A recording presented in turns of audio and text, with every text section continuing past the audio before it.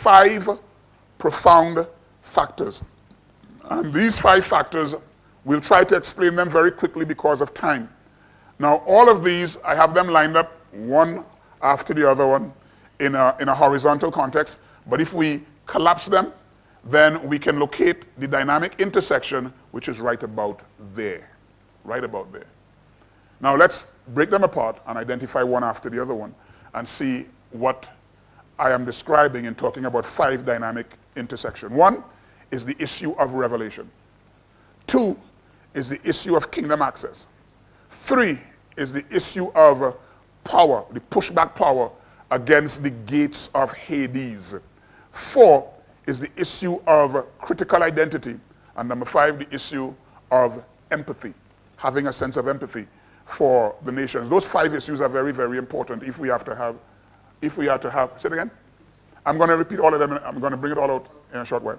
But these 5 critical issues basically gives us a sense of legitimacy as a spiritual community. The issue of revelation, the issue of kingdom access, the issue of pushback power, the issue of clear identity, the issue of empathy. Now, you break that down again, collapse them, and you push each one out. And we talk a little bit this morning about the dynamic of revelation. We'll talk a little bit more now and more so tonight on the issue of the kingdom. We'll talk some about the issue of pushback power. We'll talk about identity. And finally, we'll also get a conversation about empathy. But at the intersection of all these 5 dynamic factors, there is this powerful entity called the Ekklesia. Church or Ekklesia is not an arbitrary little component. It lives or it resides dynamically at that profound intersection of all these dynamic entities. Now, let's look first of all at the issue of the revelation of Christ. Jesus said, "Who do you say that I am?" Peter said, "You are the Christ." Now again, understand that moment of clarity, moment of sight, and also keep in mind the criticality of context, that at this same location, people would normally go there anticipating that this God Pan, who was understood as a seer, a soothsayer, a fortune teller, would be able to bring clarity and sight and revelation. But here we are, there, right at this point, Peter steps into a moment of massive illumination. And he has a revelation of Christ. And there is no effective ecclesia that is not first Christ-centered. Now, these are very important platforms and pillars because church or ecclesia is not a social entity. It is not a political entity. It is not a religious entity. It is not an ecclesiastical entity. It is an eternal entity. It is an embassy of eternity existing in this time-based environment, and it represents God in this realm. And if it represents God in this realm, then it is critical that at the center point, at the heart of our operation, must be this critical, overwhelming revelation of who Christ is. And that is critically important. The moment you step out and begin to build social projects and lose sight of the centrality of Christ, you are already entering into a realm of top heaviness. It's only a matter of time before you topple over. The moment you engage in any Christian activity, and I'm going to use the word Christian there conveniently, the moment you engage in any Christian activity and you lose sight of that critical central component, you are already drifting off center. It is important that the revelation, the sight of, the realization, clear-eyed, wide-eyed understanding, and clear understanding and sight of who Christ is remain the center point, the fulcrum of what we are doing and how we are building. That is what gives us our authenticity. Now, revelation is an immediate moment of lucidity, when the Spirit of God shines light on an area of truth that was previously darkened or unrealized. Revelation is not cleverness. Revelation is not a new way of saying an old thing. Revelation is not an intellectual twist to a biblical principle. Revelation is not biblical subtext. Your ability to read Shakespeare and understand subtext is not revelation. Revelation is not your academic ability to interpret a biblical principle. Revelation is an immediate moment of lucidity when the Spirit of God shines light on an area of truth that was previously darkened or unrealized. In other words, you could be reading the Bible every single day. You could be quoting it every day.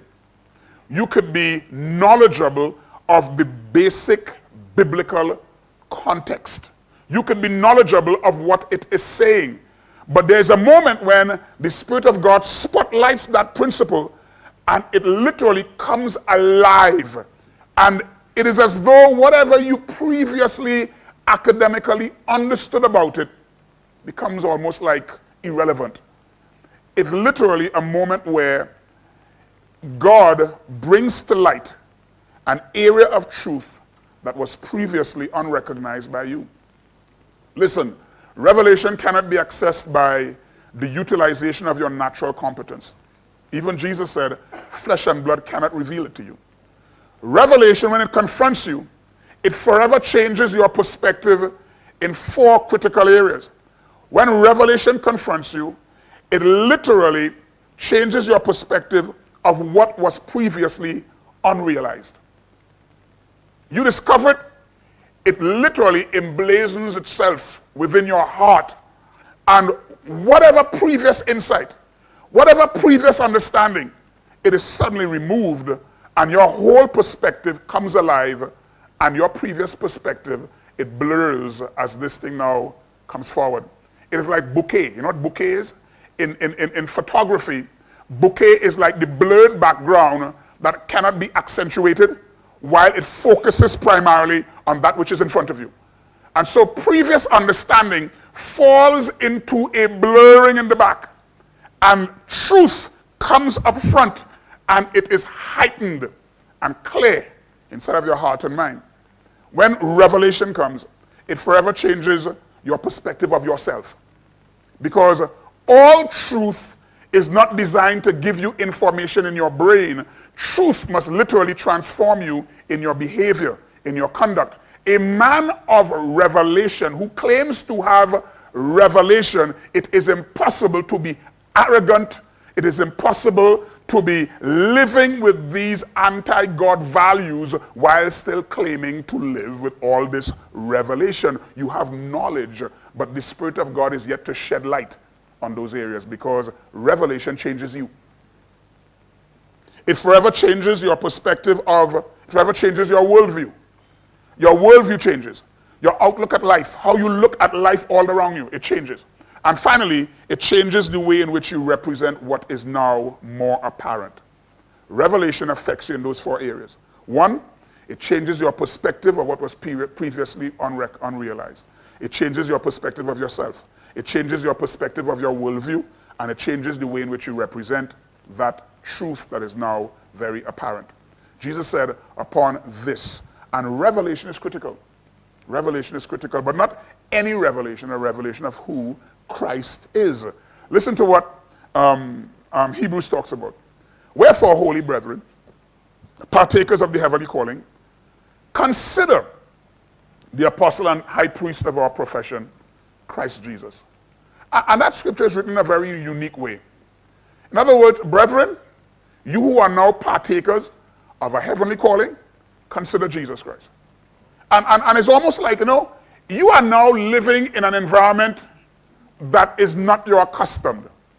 You are an earth-based individual. But now here you are, living in a strange world called the heavenly realms. To effectively traverse that environment, you need a correct roadmap. And that roadmap is discovered by looking at, consider Jesus. You follow me? So, we are now living from a heavenly position. That position is out of this, that is positioned in an out-of-this-world dimension called the heavens.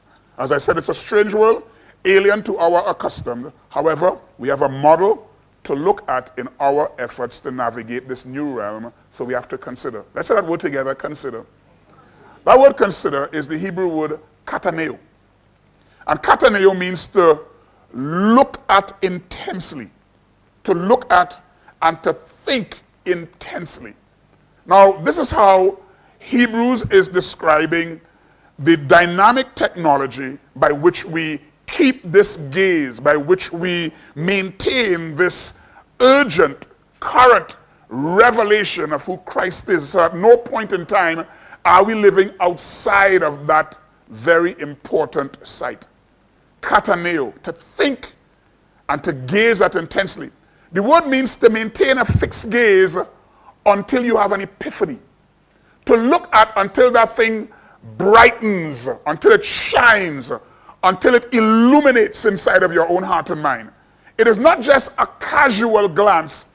The word kataneo means to literally fix your gaze until you see it in detail, until it becomes clear, until it is illuminated in front of your gaze. The word kataneo was used to describe how the ancient astronomers or stargazers predicted time-based events.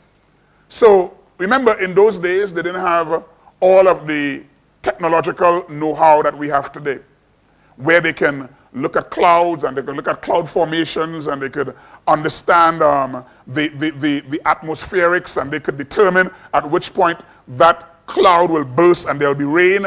What they will do in those days, these astronomers would lay on their backs and just gaze up at the stars. Hence they were called stargazers. And they will just fix their gaze and look and analyze and examine. And as they look and as they examine, they will understand the dynamic seasons that will occur on the earth.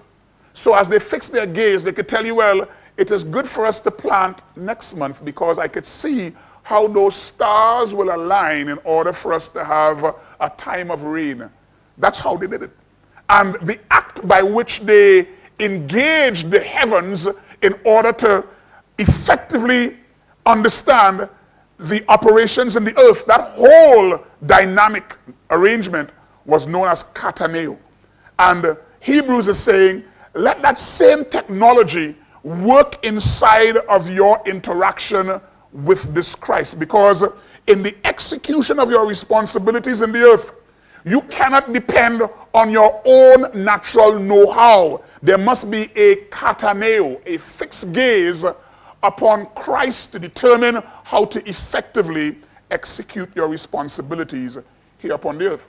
Effective Ekklesia must live in that stargazing kataneo kind of reality in order to maintain that Matthew 16 reality. Upon this rock I'll build my church. No effective ministry functionality inside of the kingdom could be executed and could approve or could get the God approval stamp on that if it is without this very important component.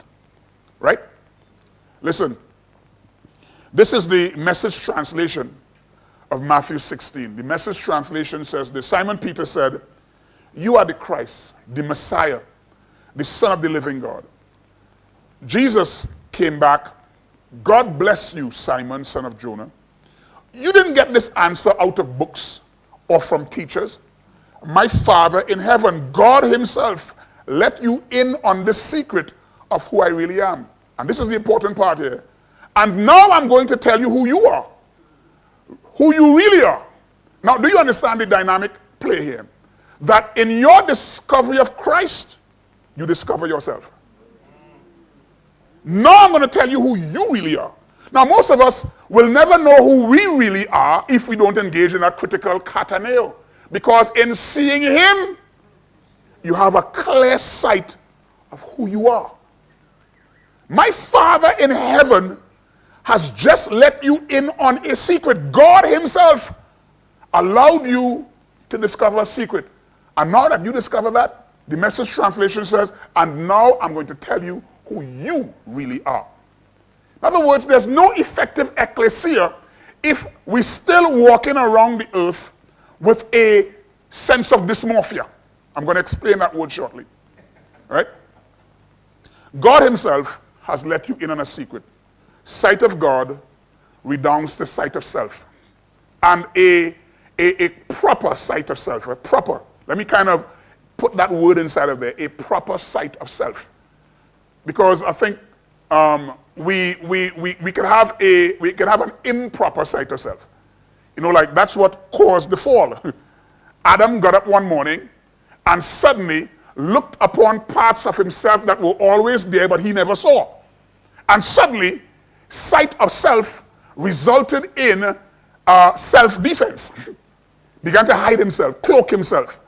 And that was part of the fall. He had an improper sight of self. And it's quite evident that he fell, because while he was still literally in the garden, the first conversation that God had with Adam is, Adam, where are you? You are still physically where you've always been, but you have positionally changed.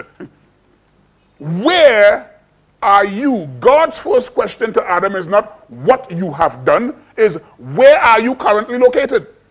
And Adam's change in position was caused by an improper sight of self.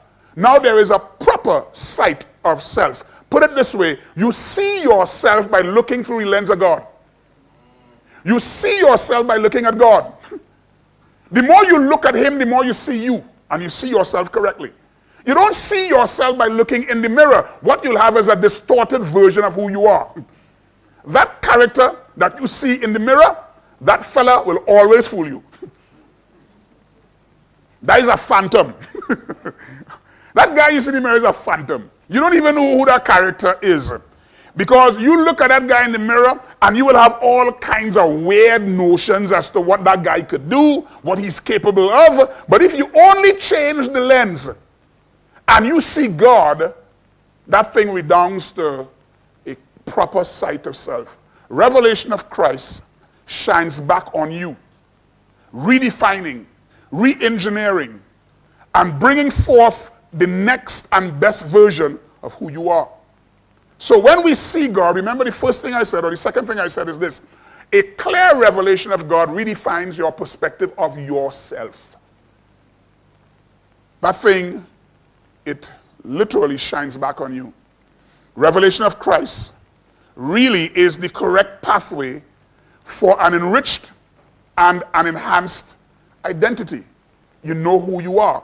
And if you exist as a spiritual community, as a divine embassy of God in the earth, then you must have a clear sense of your identity. That is critically important. You see, I see him and me is redefined. I see him, me is redefined. Can we say together? I see him, me is redefined.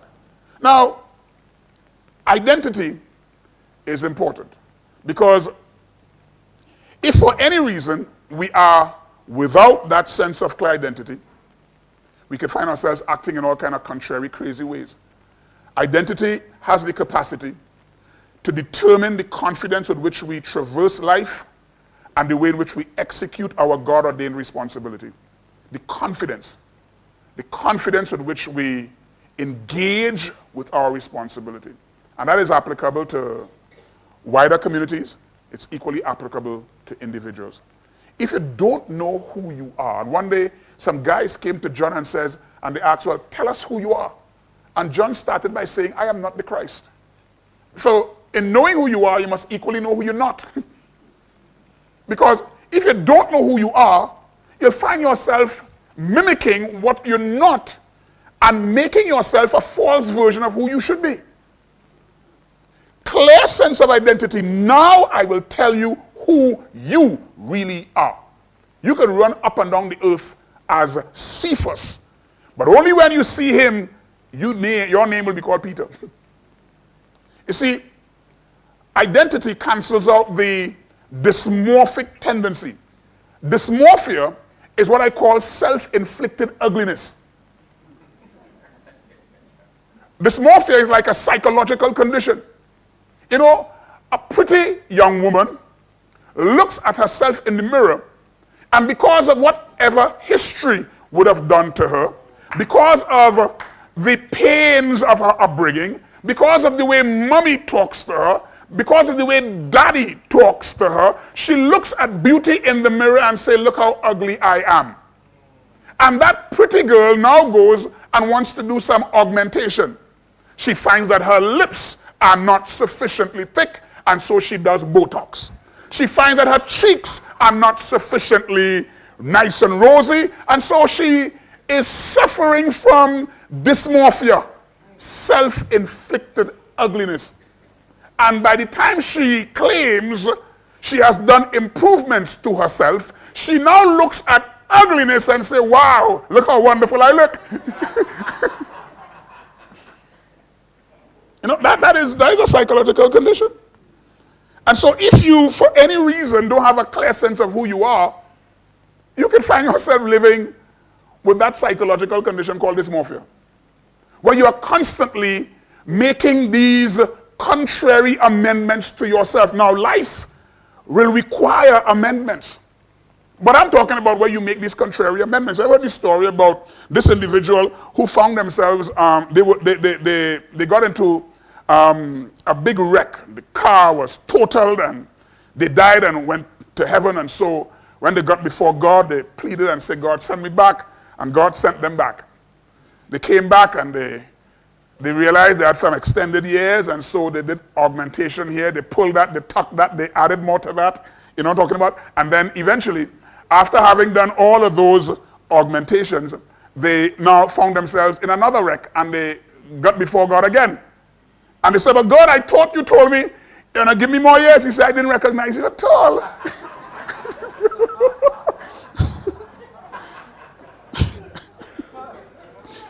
I didn't recognize you at all. You see, a clear sense of identity cancels out the dysmorphic tendency that is associated with uncertainty, where you approach life with, I'm not too sure. You become apologetic. The lack of confidence.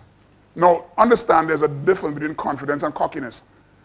Confidence is that sense of certainty that where I am, where I'm located in God, I could comfortably declare this because I have the backing of God, and the order of my life could support the declaration that I have.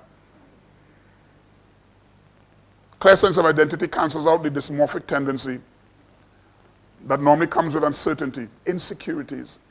How many leaders you see, good guys, strong, effective leaders, but they are insecure? Young people are coming up around them, and instead of providing them with an opportunity to grow and to express themselves, they will spend more time canceling out those guys. Insecurities and the constant mimicking of that which appears successful in your own naked eyes. If you don't have a clear sense of self, you will always begin to define yourself by that which appears to be successful to you. So you change your language. Instead of asking someone if they less well, hey man, how did you sleep last night, my brother? No, you're a Kenyan. It's all right to say if you less well. It's fine. Some of you didn't get that, did you? You know, some Kenyans, they can't get their L's right or the R's right. So instead of saying rest, they say less. They do less well. And that is primarily for those of you on camera listening to this around the world. Did you less well? That is a certain tribe among the Kenyan people who cannot pronounce their words R's and their L's. All right? So if you're a Kenyan and you feel that you have some insecurities and you find a bit insecure in saying less thing well, and you want to say, well, hey, my brother, how you doing? Did you sleep well, my brother? Mimicking that which appears successful. You're a man of God and you have a call erupting inside of you and you are insecure. And you mimicking everybody else that you believe is successful. And you think that if I point like the brother, I'll get an impact in God. Be yourself. Live out of the uniqueness that God has given to you. Because in mimicking someone else that appears successful, you are almost telling God, you made a mistake with me, you know. It affects you. Right? Identity is important because it brings an end to the mindless search for approval and affirmation. You see, if you know who you are and you are convinced that this is what I am called to be and do, I really don't care what you think. Right. Read my heart. I really don't care. I really don't care. Your opinions don't sway me. You don't like it, it doesn't sway me. I am not inflated by your approvals. I am not deflated by your disapproval. When you live in that sense of clear identity, it brings an end to that mindless search for approval and the affirmation of man, in which contains the deadly toxins of the fear of man, eye servants, and living by the pure optics, where all you do is to be seen. Clear sense of identity. Now I will tell you who you really are. Understood? Listen, however you perceive Christ, it will determine how you represent him. However you perceive him. We are familiar with this story in the book of Matthew 25. It says, Jesus gave talents to all of these. To one he gave 5, to another one he gave 3, and to another one he gave 1. Each according to their own unique abilities. The one who got 5, he went out and he put that 5 to work. He invested that and he got 5 more. The one who got 3 or 2, whatever it might be, I must have been an error there. He went out and he put that to work and he got 3 more. The guy who got 1, he took that 1 and hid it, dug a hole and put it in the ground. Now read this. Verse 24, Matthew 25. And the one also who had received the 1 talent came up and he said to the Lord, this is the day of audit. And he said, Master, I knew you to be a hard man, reaping where you did not sow, gathering where you scattered no seed. I was afraid and I went away and hid your talent in the ground. Now, what is the source of this man's arbitrary functionality? What was the source of this man's unproductivity? What was the source of this man's fear? What was the source of this man's inability to effectively utilize the talent that was given to him? Master, I know you to be. However you perceive him will determine the way in which you represent him. I know you to be. The beginning of this man's downfall was a wrong perception of the Christ that he was representing.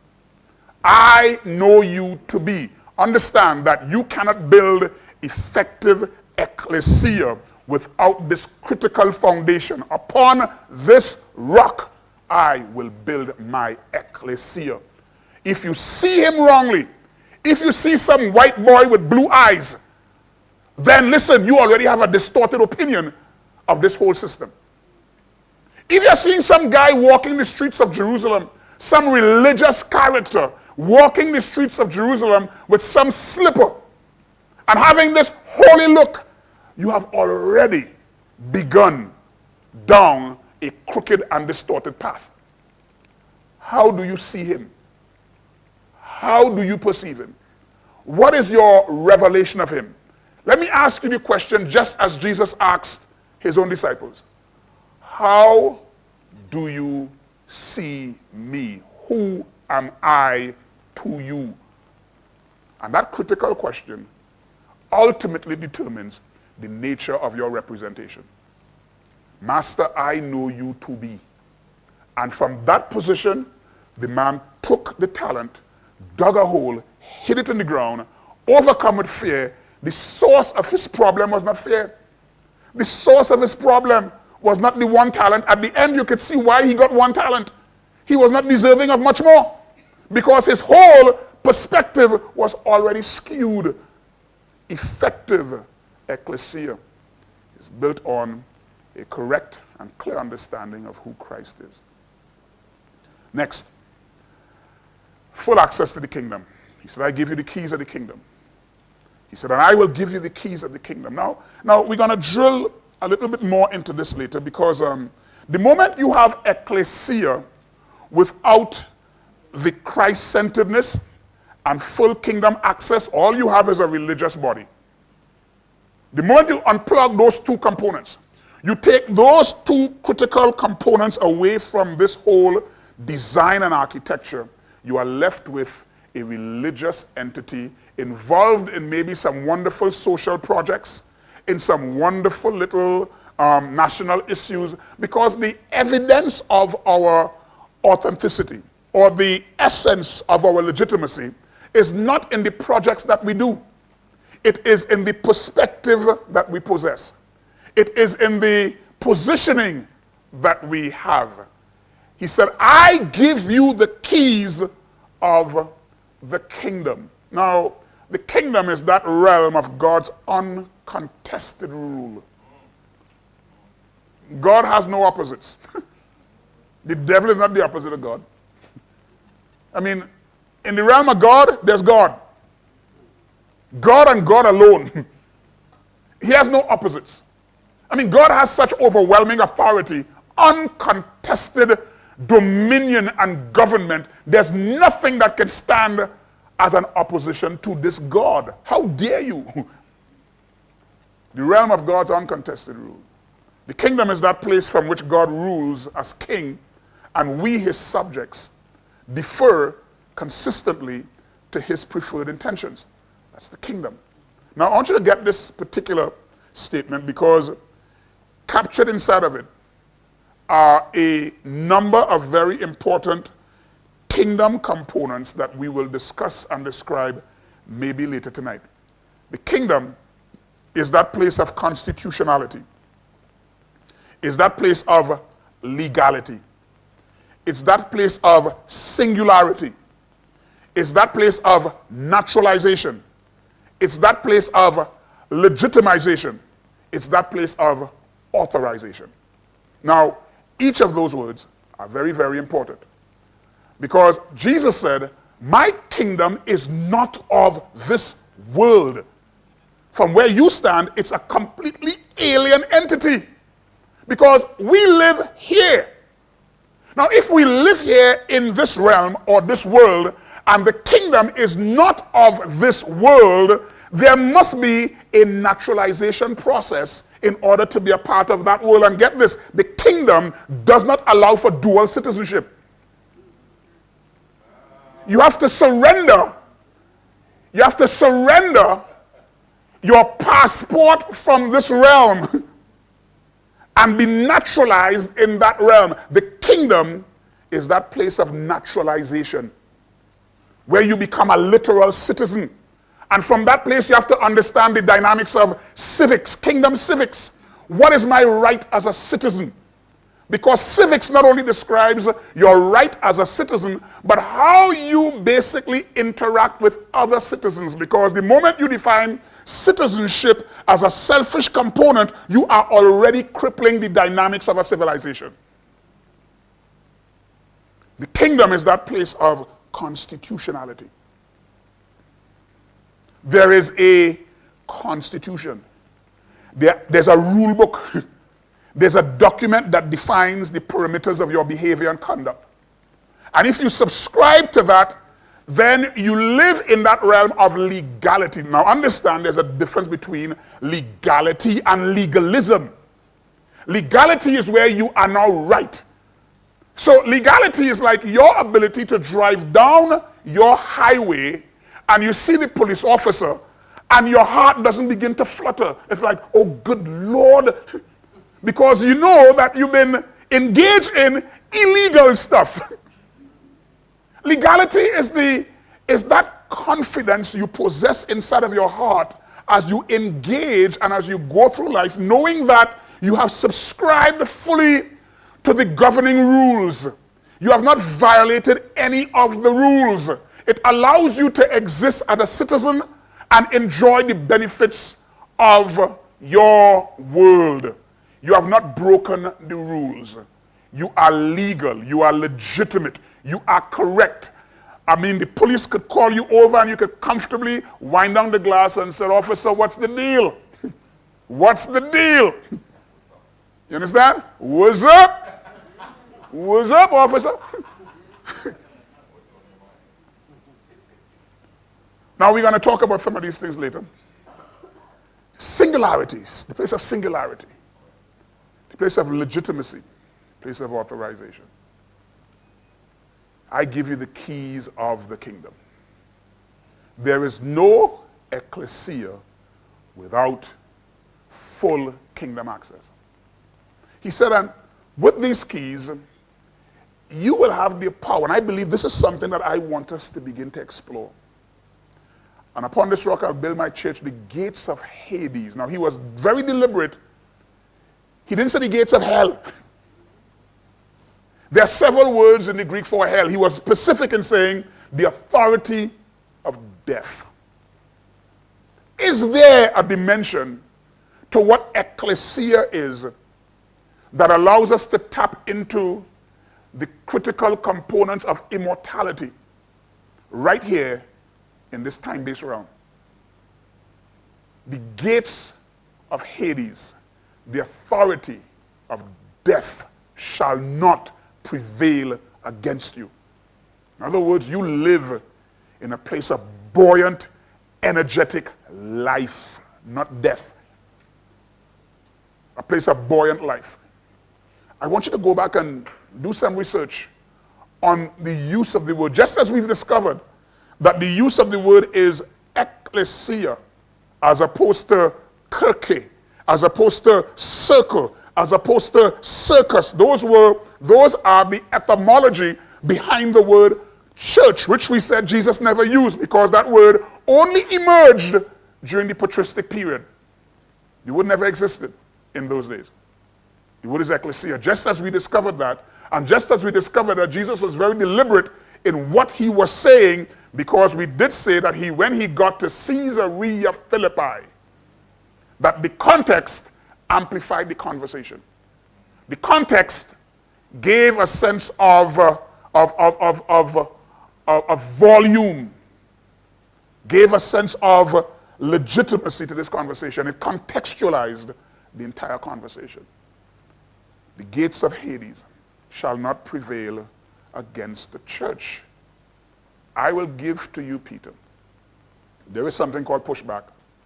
And then finally, because our time is up, it has those issues. It's not mentioned here, but that's one I'm going to actually add there. The whole issue. Listen, we cannot define effective ecclesia without having a deep sense of empathy for the body of Christ. Not just for the body of Christ, but for humanity.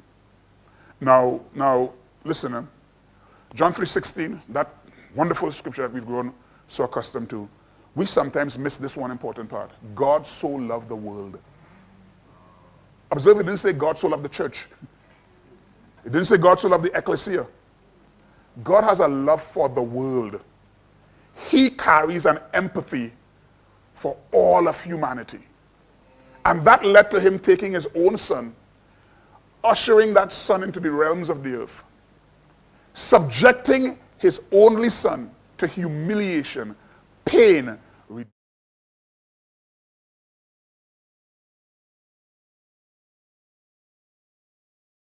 feel it. He felt it. Turned his gaze away at the cry of his own son upon the cross. And he did all of that, not to create some religious body called the church. That was God expressing his own empathy for humanity. Now, that same attitude must become a critical component in how we represent God in the earth. Because that informs the way in which we engage in our development of humanity, in our social responsibilities. It informs the way in which we build civilization, the way in which we provide the critical pillars and components of a new humanity. It informs the way in which we literally create the important components of life that humanity could look and say, teach us your ways. What we have more often than not is a church that has gotten so locked up in its little building that we have somehow forgotten that John 3:16 component. God's love is not for the church. God's love is not for Christianity.